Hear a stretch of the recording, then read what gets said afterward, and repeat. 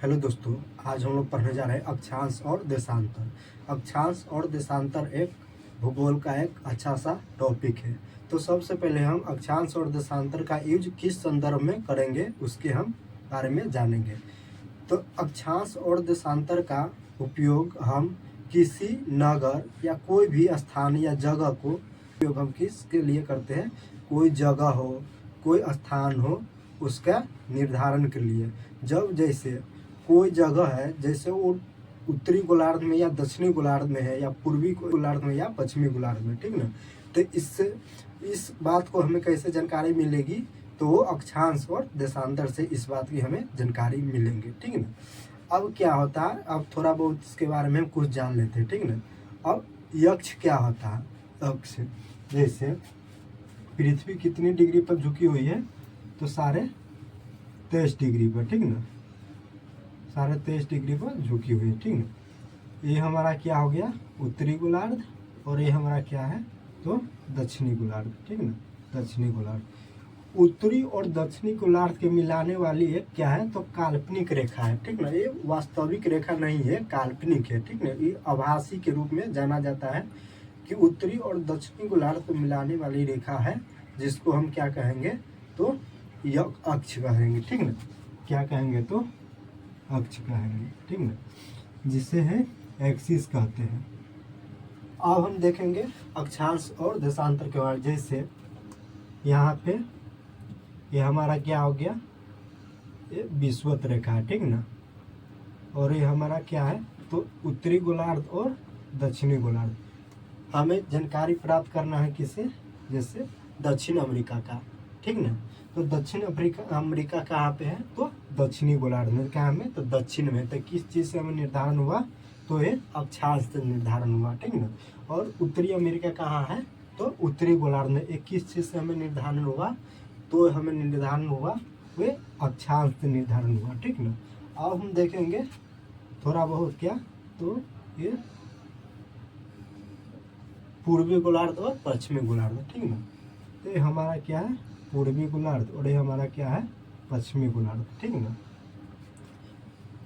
पूर्वी गोलार्ध में क्या है, जापान, चीन, भारत जैसे देश किसमें आते हैं, तो पूर्वी गोलार्ध में, ठीक ना। जबकि पश्चिमी गोलार्ध में अमेरिका और कुछ यूरोपियन कंट्री भी आते हैं इसमें।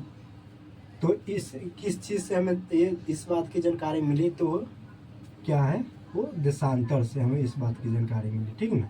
तो इसी के बारे में हम आज जानकारी प्राप्त करेंगे, ठीक ना। अब हम देखेंगे क्या, तो अब यहाँ पे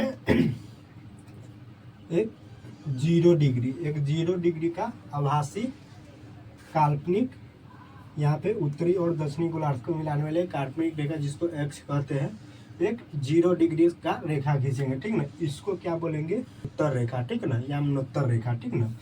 तो हम देखेंगे थोड़ा बहुत क्या, तो ग्रिड क्या होता है उसके बारे में जानकारी प्राप्त करेंगे, ठीक ना।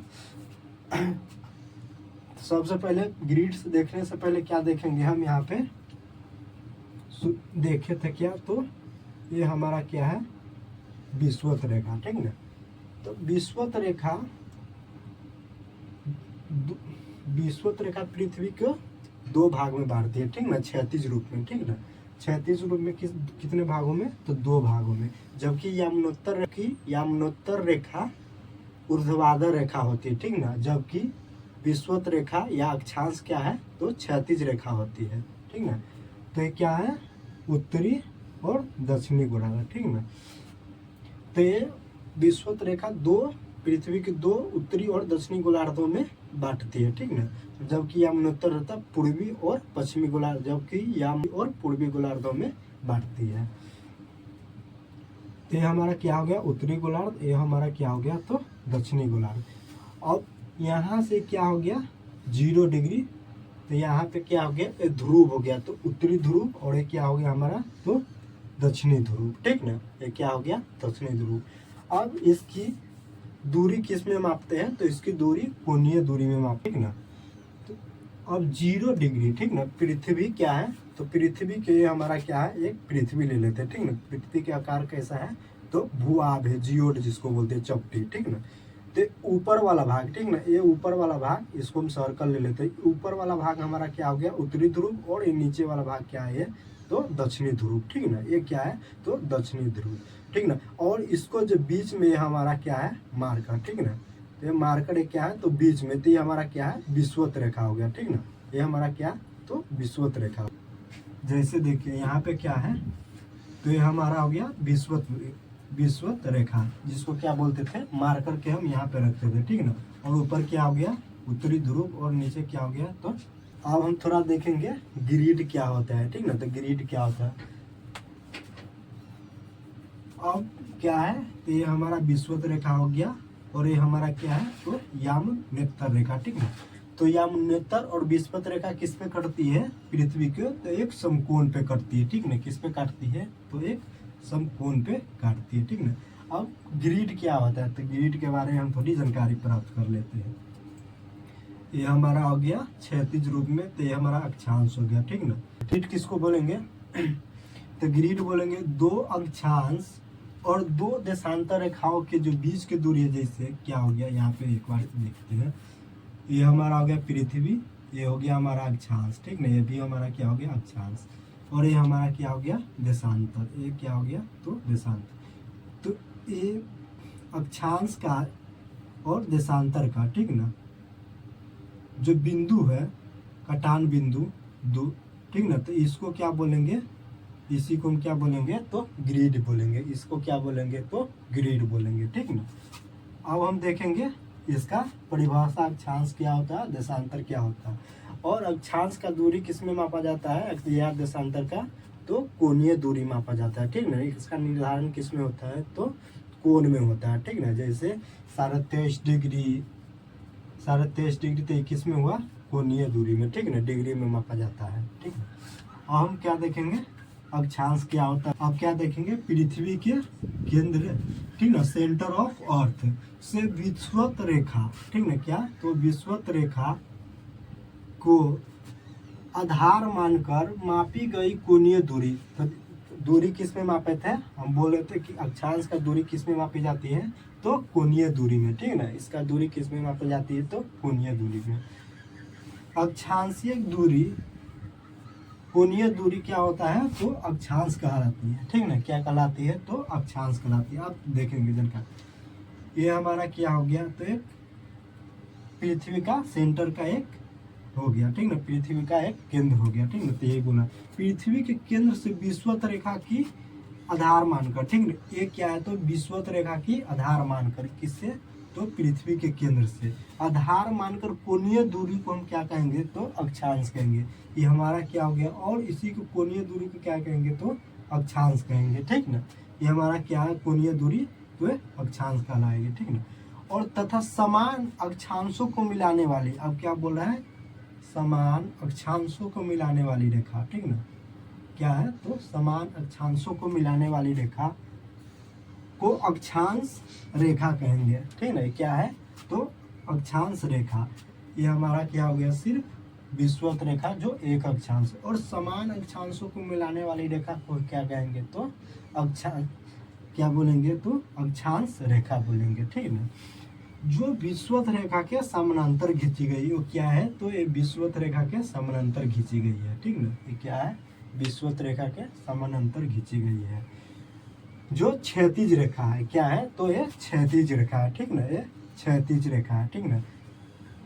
ये हमारा क्या है, हॉरिजॉन्टल लाइन है, ठीक ना। जबकि देशांतर क्या होता है, देशांतर ऊर्ध्वाधर रेखा होता है। ये हमारा क्या है, तो क्षैतिज रेखा अक्षांश। तो 1 डिग्री अक्षांशीय दूरी बराबर लगभग 111 किलोमीटर होती है, ठीक ना। अब यहाँ पे ये हमारा विषुवत रेखा है, ठीक ना। विषुवत रेखा कितने डिग्री पर है, तो ये 0 डिग्री पर होता है। अब यहाँ 1 डिग्री मान लेंगे, 1 डिग्री, 2 डिग्री, 1 डिग्री, और विषुवत रेखा से ऊपर भी जाएंगे तो 1 डिग्री, 2 डिग्री, 3 डिग्री करते करते कहाँ जाएंगे, तो 90 डिग्री पर जाएंगे, ठीक ना। फिर उत्तरी गोलार्ध में, फिर दक्षिणी गोलार्ध में भी जाएंगे, 1 डिग्री, 2 डिग्री करते करते कहाँ जाएंगे, तो 90 डिग्री पर जाएंगे।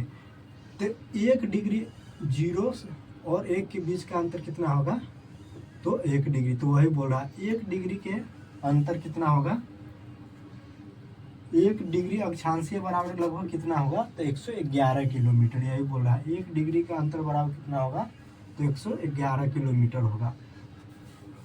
प्रत्येक स्थान पर समान नहीं होगा। विषुवत रेखा पर क्या होगा, विषुवत रेखा पर 110.6 किलोमीटर, जबकि ध्रुवों पर इसकी दूरी क्या होगी, तो अधिक होगी। ठीक ना, इसकी दूरी क्या होगी, तो अधिक, जो कि 111.7 किलोमीटर होगा। ठीक ना, 111.7। अब विषुवत रेखा पर इसकी दूरी कम क्यों होती है और ध्रुवों पर इसकी दूरी अधिक क्यों होती है, अब हम देखेंगे।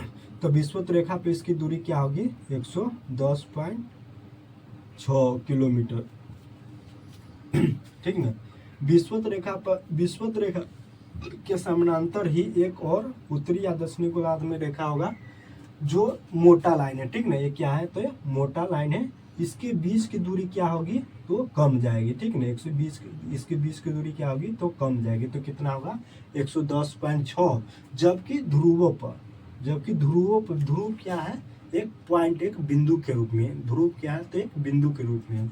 और इससे ये कितने डिग्री पे है, तो ये 90 डिग्री पे है। ठीक ना, और इससे पहले कितना डिग्री होगा, तो 89 डिग्री होगा, 89 डिग्री होगा। और इसके ऊपर क्या है, तो 90 डिग्री। तो 90 डिग्री पर जो ये है अक्षांश रेखा, वो किस में है, तो बिंदु के रूप में। जबकि उससे पहले कितना है अक्षांश रेखा, तो एक रेखा के रूप में। तो एक रेखा और एक बिंदु के रूप में जो दूरी है वो क्या हो जाएगा, तो थोड़ा बढ़ जाएगा, उसका लेवल क्या होगा, तो बढ़ जाएगा। जबकि विषुवत रेखा और उसके ऊपर, विषुवत रेखा किस पे है, तो 0 डिग्री पे है। ठीक ना, और उसके ऊपर क्या होगा, तो 1 डिग्री। तो इस दोनों के बीच के क्या है, यहाँ पे एक रेखा के रूप में, बड़ी मोटी मोटी रेखा के रूप में, जिसकी इसीलिए इसकी दूरी क्या होगी, तो कम जाएगी। ठीक ना, जबकि ध्रुवों पे इसकी दूरी बढ़ती है। इसीलिए क्या है कि ध्रुव पर वो कितना है, अक्षांश रेखा, तो एक पॉइंट के रूप में, बिंदु के रूप में। ठीक ना, अब हम देखेंगे इसका, तो इसके बीच की दूरी। अब देखिए, अब ये हमारा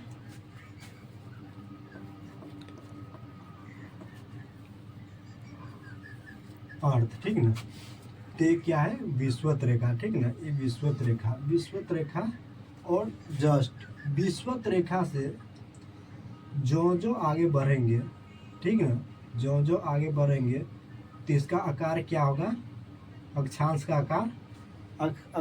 आकार कमता जाएगा। अक्षांश वृत्त का आकार क्या होगा, तो कमता जाएगा। या अक्षांश रेखा, अक्षांश वृत्त बोले या रेखा, वो क्या होगा, तो समान होगा। ठीक ना, वो क्या होगा, तो समान होगा। ठीक ना, तो विषुवत वृत्त से जो ध्रुवों की ओर जाएंगे, तो क्या होगा, तो घटता जाएगा।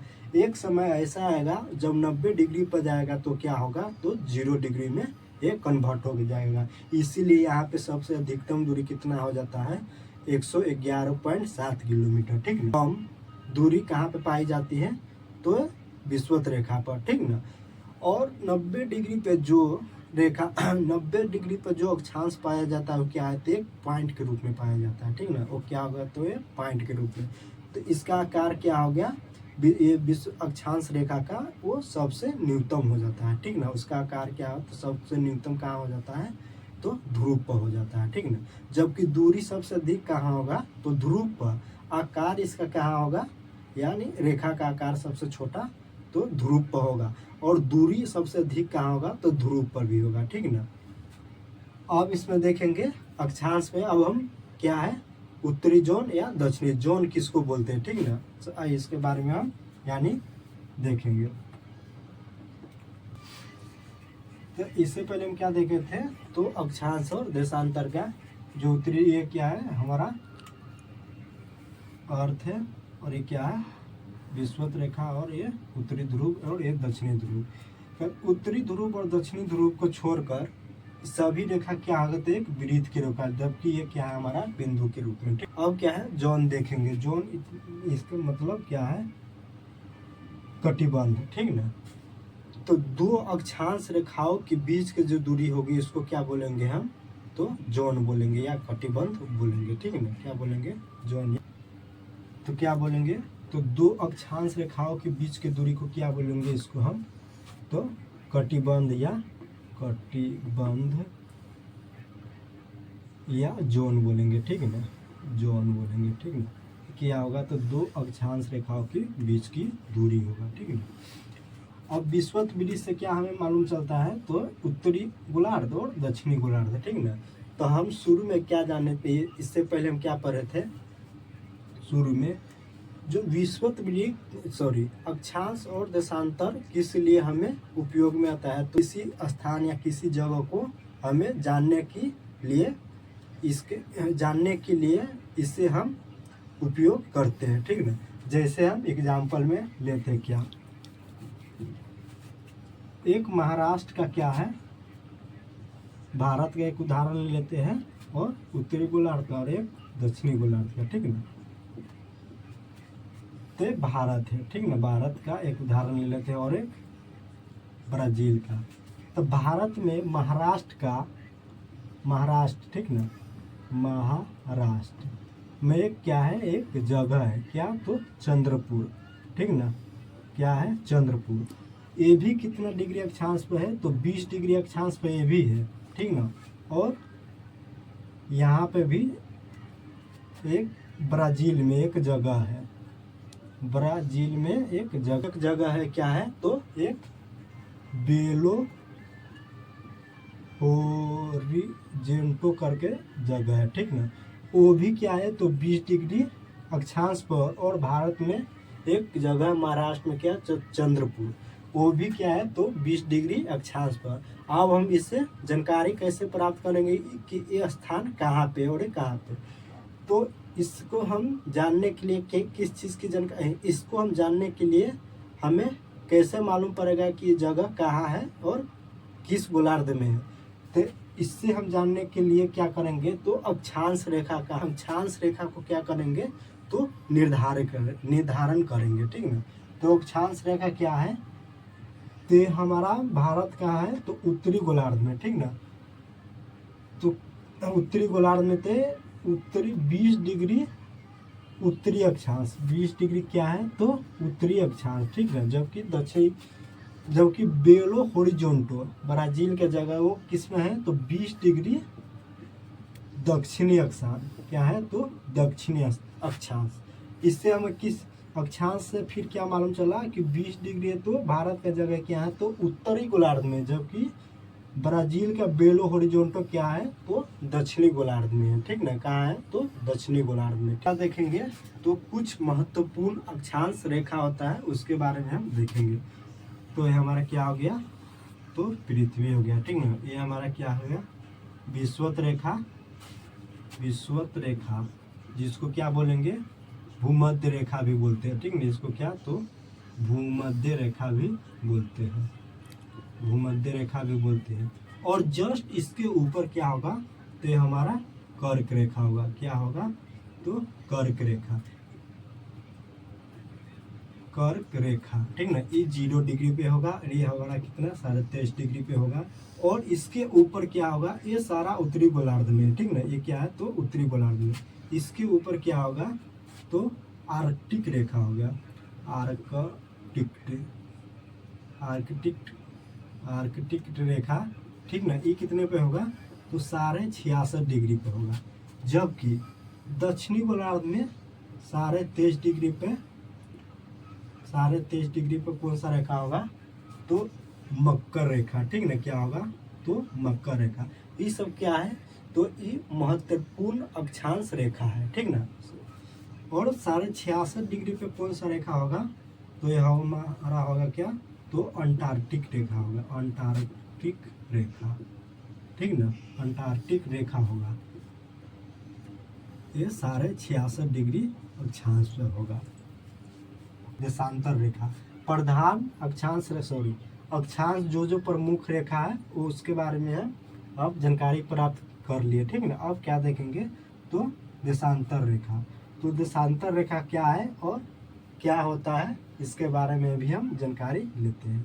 तो क्या, प्रधान यमुनोत्तर रेखा के पूर्व या पश्चिम में स्थित, क्या बोल रहा है हमारा, प्रधान यमुनोत्तर रेखा क्या बोलते हैं, तो जो 0 डिग्री, ठीक ना, जो 0 डिग्री पृथ्वी के पूर्वी और पश्चिमी गोलार्ध, ये हमारा क्या है, तो ये काल्पनिक रेखा है, ठीक ना, क्या है, तो काल्पनिक या आभासी रेखा, ये वास्तविक रेखा नहीं है कि पृथ्वी पर ये रेखा खींचा गया है, ठीक ना, इसको आभासी रूप में हम मानेंगे कि यह एक रेखा है जो उत्तरी और दक्षिणी ध्रुव को मिलाती है। तो ये क्या है, हमारा काल्पनिक है, रियल नहीं है। अब हम क्या देखेंगे, तो क्या प्रधान यमुनोत्तर रेखा के पूर्व या पश्चिम में स्थित किसी स्थान या कोणीय दूरी को देशांतर कहते हैं। देशांतर किसको कहेंगे, इसके बारे में देखिए। प्रधान यमुनोत्तर हमारा हो गया रेखा के पूर्व, ठीक नहीं, हमारा क्या हो गया, पूर्व या पश्चिम, या क्या हो गया, पश्चिम में स्थित किसी स्थान जो कोणीय दूरी हो, कोई भी स्थान क्या हो, तो ये हमारा कोणीय दूरी, हमारा क्या है, तो कोण के रूप में, ये भी हमारा क्या है, तो कोण के रूप में। कोणीय दूरी को क्या कहेंगे, तो देशांतर कहेंगे। कोणीय हमें हमेशा अक्षांश और देशांतर किस में मापी जाती है, तो कोणीय दूरी में मापी जाती है, ठीक ना। तो हमारा क्या हो गया, तो देशांतर हो गया। तथा इस स्थान से गुजरने वाली उत्तरी एवं दक्षिणी ध्रुवों को मिलाने वाली ऊर्ध्वाधर रेखा, ठीक ना, क्या बोल रहा है, तो ऊर्ध्वाधर रेखा, ऊर्ध्वाधर और काल्पनिक रेखा जो पृथ्वी के दो बराबर ऊर्ध्वाधर भागों में बांटती है, देशांतर रेखा कहलाती है, ठीक ना। यह हमारा क्या बोल रहा है, यही इसी के बारे में बोल रहा है। पृथ्वी के उत्तरी और दक्षिणी ध्रुवों को मिलाने वाली ऊर्ध्वाधर रेखा जो पृथ्वी के कितने भागों में, 2 भागों में बांटती है, पूर्वी गोलार्ध और पश्चिमी गोलार्ध, ठीक ना, पश्चिमी गोलार्ध। इसको क्या बोलेंगे, तो हम देशांतर रेखा बोलेंगे। इसको क्या बोलेंगे, तो देशांतर रेखा बोलेंगे। देशांतर रेखाओं को यमुनोत्तर रेखा भी कहते हैं। देशांतर रेखा को क्या बोलते हैं, तो इसको यमुनोत्तर रेखा भी कहते हैं, ठीक ना, क्या बोलते हैं, तो यमुनोत्तर रेखा भी हम इसको बोलेंगे। अब प्रत्येक देशांतर रेखा एक अर्धवृत्त होती है। प्रत्येक देशांतर रेखा क्या होती है, तो एक अर्धवृत्त होती है। क्या बोल रहा है, प्रत्येक देशांतर रेखा एक क्या होती है, तो एक अर्धवृत्त होती है, ठीक ना। तो ये हमारा क्या है, पृथ्वी, ठीक ना, पृथ्वी को उत्तरी और दक्षिणी गोलार्ध में मिला दिया, ठीक ना। तो क्या है, और एक यहाँ से ये हमारा क्या है, तो ये इसको काट दिया, ठीक ना। तो ये क्या हमारा बन गया, तो एक अर्धवृत्त बन गया। तो यही बोल रहा है क्या, प्रत्येक देशांतर रेखा अर्धवृत्त होती है। प्रत्येक देशांतर क्या होती है, तो एक अर्धवृत्त होती है। फिर यहाँ पे भी अगर देशांतर रेखा खींचेंगे तो ये भी हमारा क्या होगा, एक अर्धवृत्त होगा। ये भी हमारा यहाँ पे भी खींचेंगे तो ये भी हमारा क्या है, तो अर्धवृत्त होगा, ठीक ना, यही बोल रहा है, अर्धवृत्त होती है। देशांतर रेखाओं के बीच की दूरी को विषुवत अब क्या बोल रहा है, देशांतर रेखाओं के बीच की दूरी को विषुवत रेखा पर, किस पे, तो विषुवत रेखा पर, विषुवत रेखा पर सर्वाधिक 111.32 किलोमीटर होती है, ठीक ना। अब क्या है, क्या बोल रहा है, तो सबसे अधिक दूरी कहाँ होगा, तो विषुवत रेखा पर, ठीक ना। तो ये हमारा हो गया यमुनोत्तर रेखा या देशांतर रेखा। ये भी हमारा क्या हो गया, तो देशांतर रेखा। ये भी हमारा क्या हो गया, देशांतर रेखा। ये भी क्या हो गया, तो देशांतर रेखा। ये भी क्या हो गया, देशांतर रेखा। तो सबसे अधिक दूरी कहाँ होती है, तो वही बोल रहा है, ठीक ना। तो सबसे अधिक दूरी क्या होगा, हाँ होगी, तो विषुवत रेखा पर, ठीक ना, क्या हो गया, तो विषुवत रेखा पर। और विषुवत रेखा से जो ऊपर जाएगा ध्रुव की ओर, तो इसकी दूरी क्या होगी, कमते जाएगी। इसकी दूरी क्या होगी, तो कमते जाएगी। जैसे यहाँ पे देखो, 2 देशांतर रेखाओं के बीच की दूरी क्या होगी, तो सर्वाधिक कहाँ होगी, तो विषुवत रेखा पर क्या होगी, 111.23 किलोमीटर, ठीक ना। और जबकि ध्रुवों पर जाएगी तो ये दोनों क्या होगी, मिल जाएगी। इसकी दूरी क्या हो जाएगी, 0 किलोमीटर हो जाएगी। क्या होगी, तो 0 किलोमीटर हो जाएगी। अब क्या बोल रहा है, ध्रुवों की ओर जाने पर कम दूरी होती है और उत्तरी ध्रुव एवं दक्षिणी ध्रुवों पर शून्य हो जाती है। क्या हो जाती है, तो शून्य हो जाती है। और धीरे धीरे विषुवत रेखा से यहाँ जाएंगे तो क्या होगी, इसकी दूरी कम होते जाएगा। तो यहाँ पे जाते जाते ध्रुव पर क्या हो गया, शून्य हो जाएगा, ठीक ना। अब 2 अक्षांश रेखाओं के बीच की दूरी को क्या कहेंगे, तो गौर कहेंगे। क्या कहेंगे, तो इसको 2 अक्षांश सॉरी देशांतर रेखाओं के बीच की दूरी के दो देशांतर रेखाओं के बीच की दूरी को गौर कहेंगे। क्या कहेंगे? तो गौर कहेंगे। अब 0 डिग्री यहाँ से क्या है? तो ये प्रधान या 0 डिग्री का देशांतर रेखा खींचेंगे, ठीक है। इसको क्या बोलेंगे? प्रधान यमुनोत्तर रेखा बोलेंगे। क्या बोलेंगे?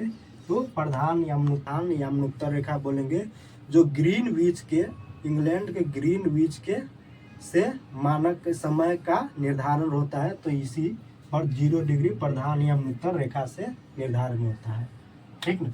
आप अक्षांश और देशांतर रेखाओं के बीच अंतर क्या होता है उसके बारे में हम कुछ जानकारी लेते हैं। तो क्या है? ये हमारा हो गया अक्षांश और ये हमारा क्या हो गया? तो देशांतर रेखा। तो क्या बोला? 0 डिग्री अक्षांश को विषुवत या 90 डिग्री अक्षांश को ध्रुव। क्या? 0 डिग्री अक्षांश को विषुवत, ठीक ना। अब 0 डिग्री हम जानते हैं 0 डिग्री अक्षांश होगा, इसको क्या बोलेंगे? तो विषुवत बोलेंगे। विषुवत बोलेंगे। ये हमारा क्या है? 0 डिग्री अक्षांश। एवं 90 डिग्री अक्षांश को ध्रुव, और 90 डिग्री अक्षांश को क्या बोलेंगे?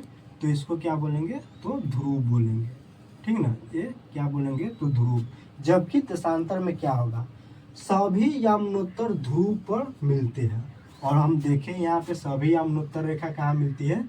तो ध्रुव पे जाके मिलती है। सभी यमुनोत्तर रेखा कहाँ मिलती है? तो ध्रुव पर। तो ध्रुव पे इसकी दो देशांतर रेखाओं के बीच की दूरी क्या हो जाती है? तो 0 हो जाती है। सभी अक्षांश वृत्त विषुवत वृत्त के समानांतर होते हैं। क्या बोलते हैं? तो सभी अक्षांश, ये क्या होगा? सभी अक्षांश विषुवत वृत्त के क्या होते हैं? तो समानांतर होते हैं, ठीक ना। क्या होते हैं? तो समानांतर क्या होता है? एक लाइन के समानांतर। तो क्या होता है समानांतर? किसको बोलेंगे? तो एक लाइन के बीच की जो दूरी होती है वो क्या होती है? तो समान होती है। जैसे रेल का पटरी वगैरह को देखेंगे तो क्या होती है? एक समानांतर होती है, ठीक है ना। इसकी बीच की दूरी क्या होती है? तो इक्वल होती है। ठीक इसी प्रकार क्या होती है? इसकी बीच की दूरी इक्वल होती है, ठीक ना। तो इसको क्या बोलेंगे? समानांतर बोलेंगे। तो वही बोल रहा है सभी अक्षांश वृत्त विषुवत वृत्त के क्या होते हैं? तो समानांतर होते हैं। जबकि यमुनोत्तर रेखा या देशांतर रेखा क्या होते हैं? सभी यमुनोत्तर या देशांतर वृत्त के समान प्रतीत होते हैं, ठीक ना। ये क्या होते हैं? तो ये प्रतीत होते हैं, ठीक ना। ये क्या होते हैं? तो यहाँ पे ये सिर्फ हमारा प्रतीत होते हैं, ठीक ना। ये होता नहीं है, ये दिखता है कि है, ये हमारा है, यानी इमेजिन होता है, आभासी। ये भी होता है कि दिखता है कि है, परंतु ये समान प्रतीत होता है लेकिन रहता नहीं है, ठीक ना। यहाँ से देख सकते हैं होते जो ध्रुवों से गुजरते हैं, ठीक ना। जो ध्रुव से यहाँ क्या होते हैं? तो ये गुजरते हैं, इसी के बारे में बोल रहा है। अब गोलोक पर अक्षांश समानांतर वृत्त के समान प्रतीत होते हैं। क्या होते हैं? तो गोलोक पर ये अक्षांश क्या होता है? तो समानांतर होते हैं। ग्लोब है, ठीक ना। ग्लोब पर अक्षांश क्या होता है? ये हमारा ग्लोब, इसी को हम मान लेते हैं। तो ग्लोब क्या है? तो ग्लोब पर ये समानांतर दिखते रहते हैं। क्या? तो अक्षांश रेखा, उसी के बारे में बोल रहे हैं। अक्षांश क्या होता है? ग्लोब पर समानांतर होता है। जबकि यमुनोत्तर रेखा की क्या है? तो यमुनोत्तर रेखा बीच की दूरी विषुवत वृत्त पर अधिकतम 100, यही बोल रहा है। बीच की दूरी क्या होता है? इसके प्रधान रेखा के विषुवत वृत्त पर सबसे अधिक होती है। इसकी बीच की दूरी कहाँ? तो विषुवत वृत्त पर। देखो विषुवत वृत्त पर इसकी बीच की दूरी क्या होती है? तो विषुवत वृत्त पर दो देशांतर रेखाओं के बीच की दूरी क्या होती है? तो सबसे अधिक होती है। वो कितना होती है? तो यही 111.32 किलोमीटर होती है। अब क्या है हमारा? दो अक्षांश रेखाओं के बीच की दूरी को लगभग 111 किलोमीटर होती है। यही बोला, दो अक्षांश रेखाओं के बीच की दूरी कितनी होती है? तो लगभग 111 किलोमीटर होती है। और जबकि देशांतर रेखा, दो अक्षांश रेखाओं के बीच की दूरी 111 मीटर होती है।